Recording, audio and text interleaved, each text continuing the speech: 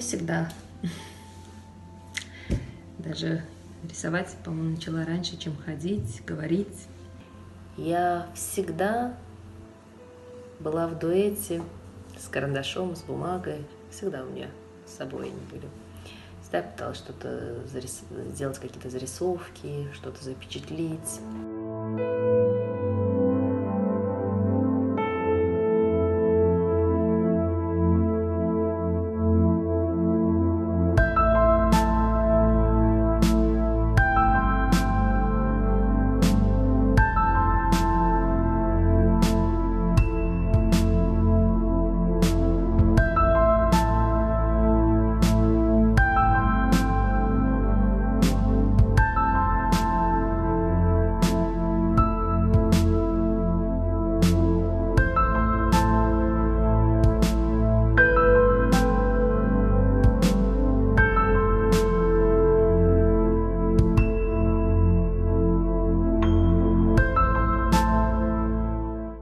Мое воображение может взбудоражить что угодно.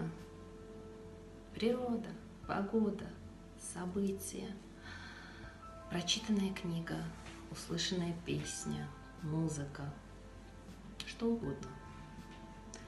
Но главным источником моего вдохновения, конечно же, является человек, люди.